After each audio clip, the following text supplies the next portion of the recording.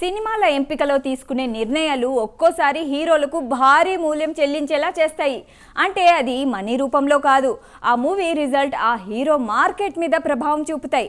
తర్వాత project distribution సమస్యలు face చేయాల్సి వస్తుంది. ఇలాంటి సిచ్యువేషనే ప్రెజెంట్ ఓ కోలీవుడ్ టాప్ హీరో ఫేస్ చేస్తున్నాడు.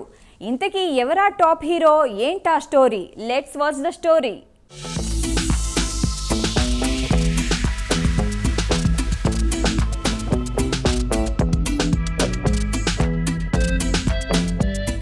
గత కొన్నేళ్లుగా ఫ్లాప్లొస్తున్న తగ్గేదేలే అంటున్నాడు కాలీవుడ్ టాప్ హీరో సూర్య. వరుసగా మూవీలు చేస్తూ ఫుల్ బిజీ అయిపోతున్నాడు సూర్య.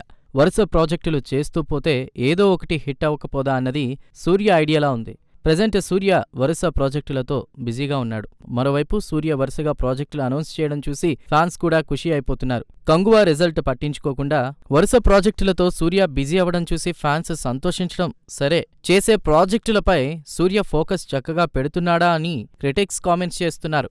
సూర్య కూడా కమర్షియల్ ఎలిమెంట్స్కే హై ప్రియారిటీ ఇస్తూ మోసలో కొట్టుకుపోతున్నాడా అని డౌట్స్ వస్తున్నాయి.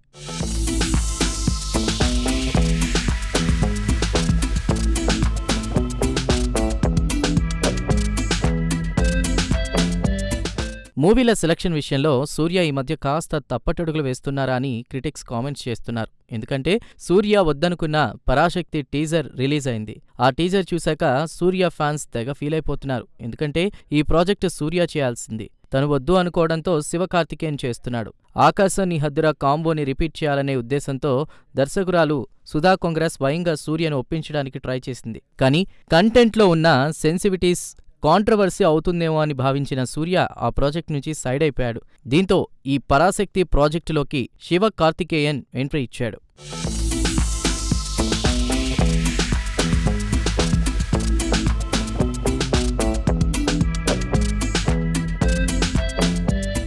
సుధా కొంగరా ఈ మూవీపై ఎంత ఫోకస్ పెట్టిందంటే పరాశక్తి టీజర్ చూసిన వారంతా అద్దిరిపోయిందని అంటున్నారు. మౌత్ టాక్ పరాశక్తికి బాగా వచ్చింది.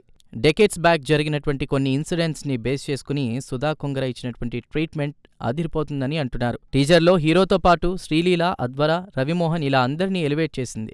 ఒకవేళ శివకార్తికేయన్ స్థానంలో సూర్య ఉంటే teaser next లెవెల్కు reach అయ్యేదని comments వినవస్తున్నాయి.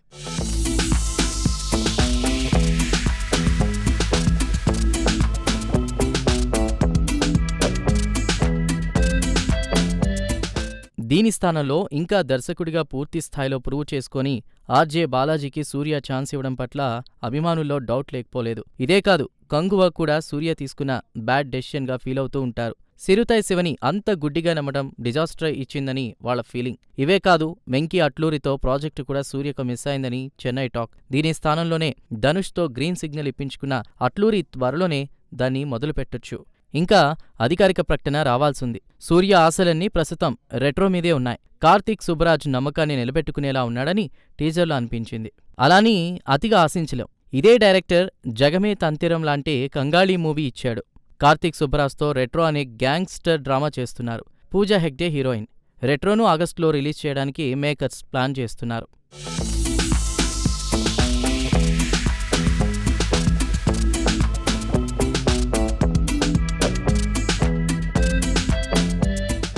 Indian సినిమాలోనే బిగ్గెస్ట్ డిజాస్టర్లో ఒకటిగా కంగువాని చెప్పొచ్చు. దీంతో ప్రయోగాలు కాదని కమర్షియల్ స్టోరీల వైపు వస్తున్నారు సూర్య. సో ప్రతిదీ పేట జిగర్తండా అవ్వకపోవచ్చు. ఇంకోవైపు విడుదల పార్ట్ 2తో ప్లాఫ్ చవిచూసినటువంటి వెట్రిమారన్తో సూర్య వాడివాసల్ త్వరలోనే సెట్స్ పైకి వెళ్లనుంది. ఇలా ఒకేసారి 3-4 ప్రాజెక్ట్స్ చేస్తూ సూర్య బిజీ అయిపోయాడు.